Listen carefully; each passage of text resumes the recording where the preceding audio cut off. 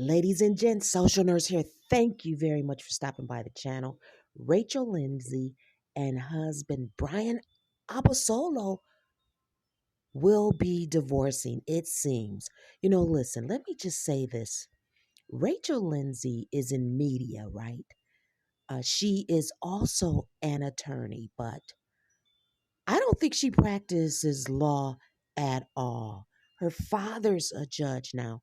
I think that it was not smart of her not to have a prenuptial agreement, even though, she has not been always in entertainment or as a media commentator, even though that has not always been her occupation as a lawyer, as an attorney.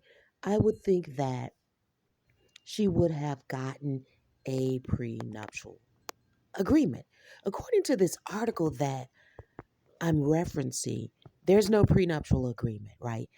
And Brian Abasolo is seeking spousal support. This is crazy. I also want to say this. There's a podcast that Rachel Lindsay is a regular on. The podcast talks about political and social issues within America, specifically kind of from a certain Black perspective. And when I say Black, I'm talking about the Black American ethnic group, right? They talk about other things too, but definitely the Black perspective, the Black concern from a certain perspective is talked about on this podcast, right? And I don't know that she talked about racial conflict often in the home when she and Brian Abasalo uh, were together, right? Because we know that they were kind of in a long distance marriage, if you will, because of their occupations. They kind of were in different parts of the country. From what I read. Now, I'm sure this pair came together as, meeting up, being with each other, spending time together, right? I don't know how often, but I'm speculating.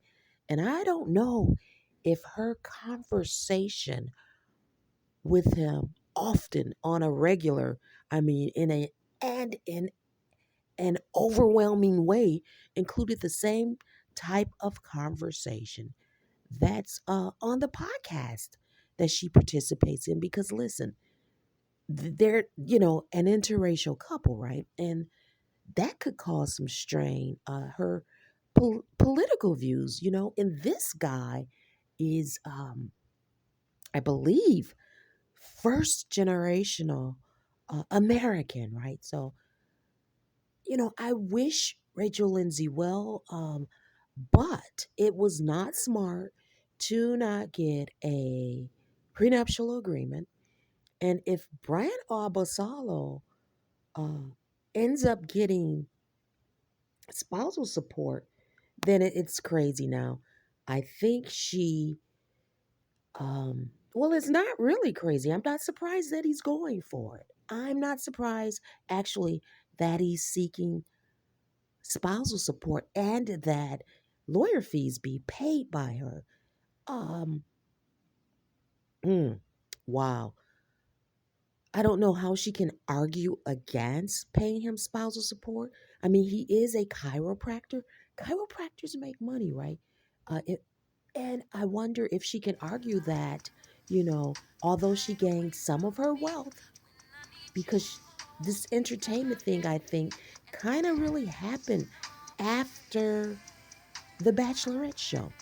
And I don't know if she can argue that even though that wealth was gained once she, got married, maybe she can use the fact that they really lived apart for a lot of this marriage that they are in. And it did not take him long to file for divorce after like the legal separation.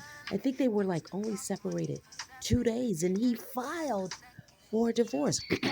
Excuse me, I'm a little hoarse. But being that they lived separately a lot during the marriage, I guess it wasn't hard for him to know that it wasn't going to work out. It wasn't going to work out. We know more about her personality and her um, opinions because of the podcast, and she's out in public more. And maybe, this marriage is definitely is not what he thought it would pan out to be. But these people that are on these reality shows seeking love and then they actually stay together and get married, it's not so surprising for that reason alone that they part. Interesting stuff here. Tell me what your thoughts are in the comment section, social rooms.